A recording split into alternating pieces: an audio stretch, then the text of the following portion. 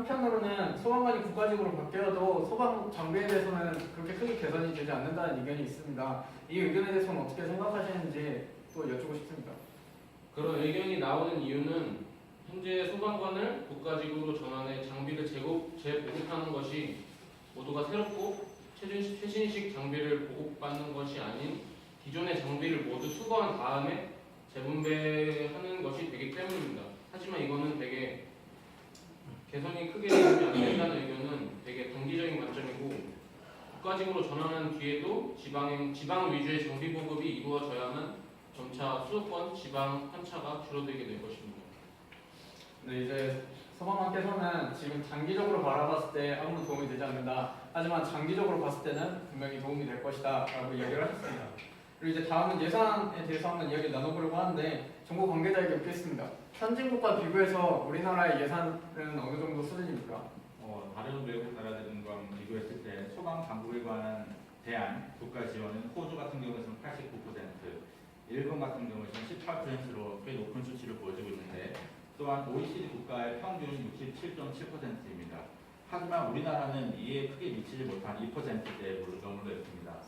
심지어 소방관당 관할 주민수에 대해서 연구한 결과 한국이 일본보다 1.5배가 더 많은 것을 볼 수가 있습니다. 이런 것을 미뤄보았을 때 비록 한국이 일본보다 1.5배나 소방관당 관할 주민수가 높음에도 불구하고 그에 들어가는 예산이 더 적은 것입니다.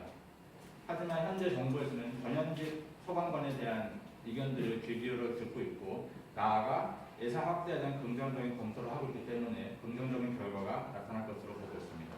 네, 이제 정부 관계자께서는 아직은 우리나라 미미하지만 겨우 1%, 2%대 밖에 있지 않지만 점차적으로 증가를 할 것이라고 얘기를 했습니다. 그리고 실제로도 매년 예산은 증가하고 있음을 저희 현장활동 계획서 발표 당시에 이야기를 했는데요.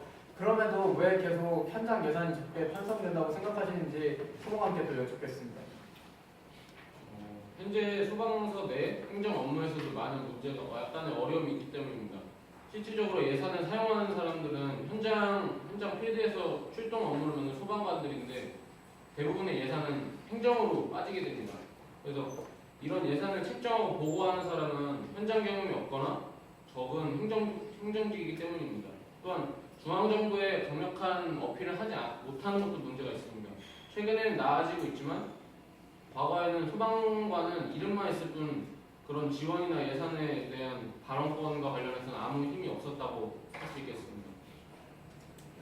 그리고 이제 소방 장비에 대해서 또 저희가 처음에 다루려고 했던 주제가 장비였기 때문에 이 부분도 짚고 넘어가려고 하는데요. 소방 장비에 대해 명확한 매뉴얼이 있습니다.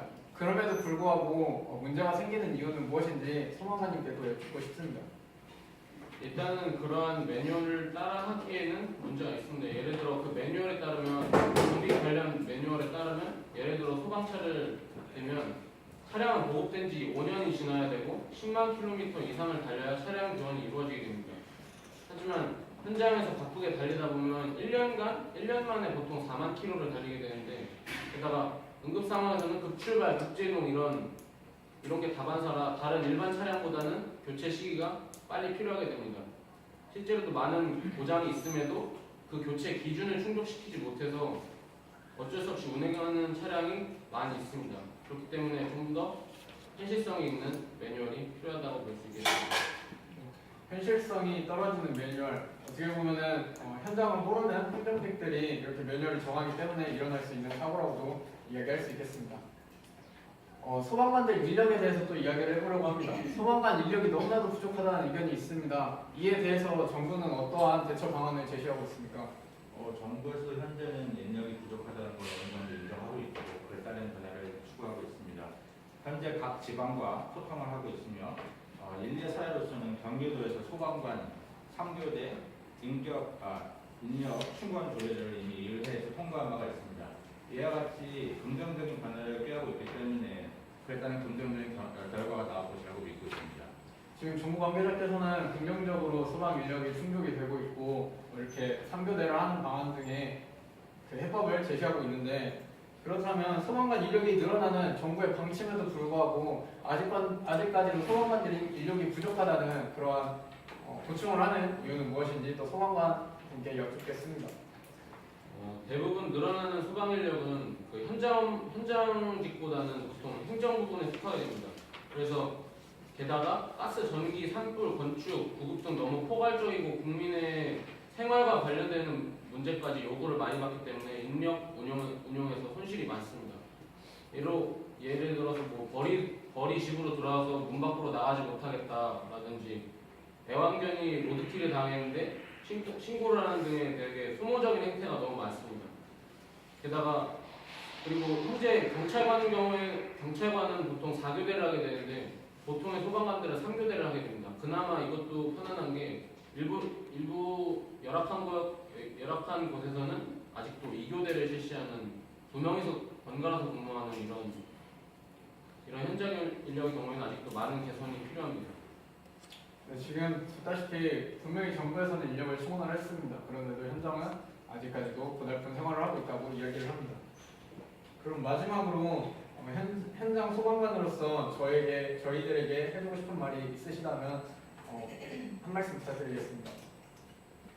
현재 많은 사람들이 소방관과 경찰관이 비슷한 힘을 가지고 있다고 생각하지만 지금 소방관은 경찰보다 또 국가 공무원보다도 공무원 중에 가장 아래에 있다고 말할 수 있겠습니다. 경찰과 같은 그런 공권력이 없어서 긴급 상황에서 뭐 예를 들면 뭐 골목길에 차가 있는데 그거를 뒤로 넘겨버리지 못하는 이런 경우가 많아서 또한 소방관의 업무가 아까 말씀드렸듯이 소방에 국한되지 않고 뭐 전기, 가스, 구급, 구조 등 너무 증가하고 있는 추세입니다. 맡은 분야가. 이러한 상황에서 열악한 상황이 이어지고 있는 추세를 완화하기 위해서는 정부의 현실적인 근무 환경 조성 그리고 정말 필요할 때 행동할 수 있도록 소방관들의 휴식을 위해 대기 상태와 같은 근무의 질을 떨어뜨리는 국민들의 잘못된 이용 인식을 개선할 필요가 있습니다.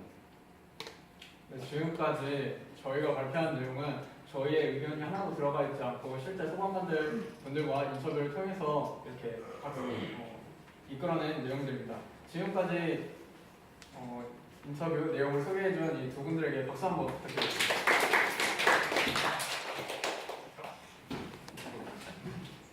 사실 저희는 다른 분들과는 다르게 뭐 피켓을 들고 뭐 밖으로 나간다든지 아니면 뭐 설문조사를 한다든지 뭐 책을 배포를 한다든지 이런 활동을 하기에는 너무 큰 어려움이 있습니다. 그렇기 때문에 저희가 정한 방안이 소통이었고 어떻게 하면 이 소통을 효과적으로 여러분들에게 전달을 할 수 있을까에 대해서 했던 게 방금 이 인터뷰 내용을 두 입장에서 소개를 한 것이었고 이제 또 다른 이야기들을 하면은 이제 정보 관련돼서는 지금 저희가 여러분들이 언론에서 받고 있는 정보들은 어떻게 보면은 그 기자라든지 뭐 언론인들의 이렇게 한번 필터링이 되어 나왔기 때문에 정확한 정보가 아닐 수 있습니다. 또한 너무 많은 무분별한 정보들 때문에 제대로 된 정보가 무엇인지 파악하기는 힘들 수 있습니다.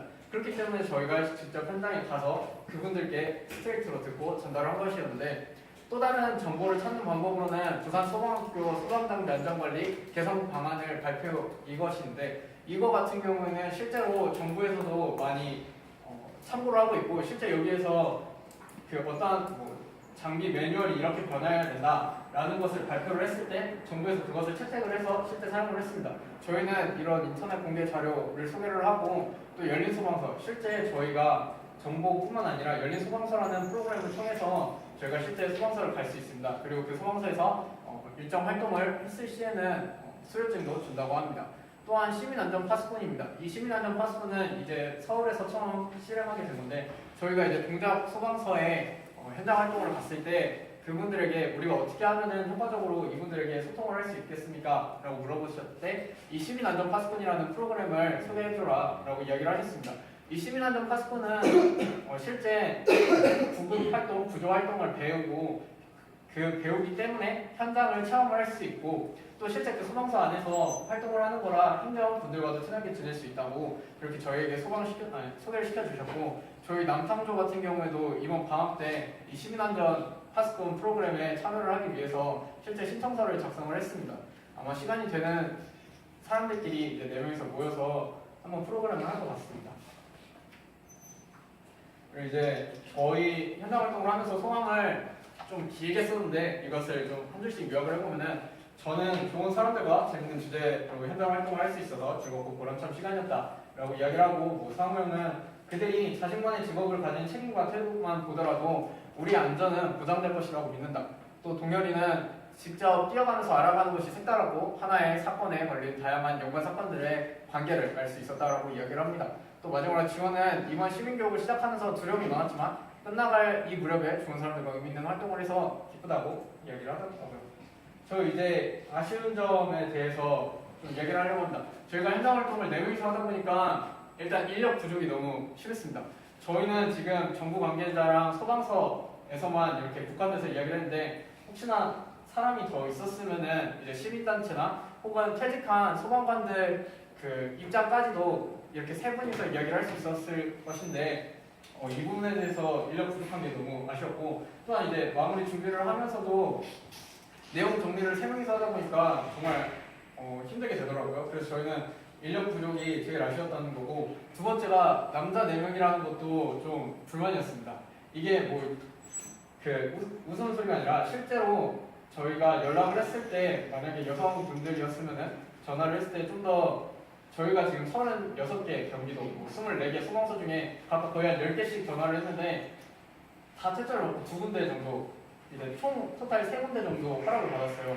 근데 혹시나 이것도 여성분이 전화를 했으면은 저희 3군데보다는 더 많이 허락을 받지 않았을까 조심스럽게 예상도 해보고 실제 소방 현장 분들도 여성분들이 있었으면은 좀 더 자세히 설명을 해주시고 좀 이렇게 잘 해주시지 않았을까 살짝 그런 아쉬움도 좀 있었습니다.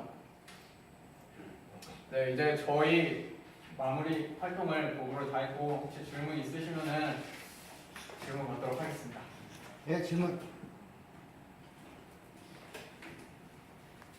할 때 자기 이름을 밝히고 질문 주세요.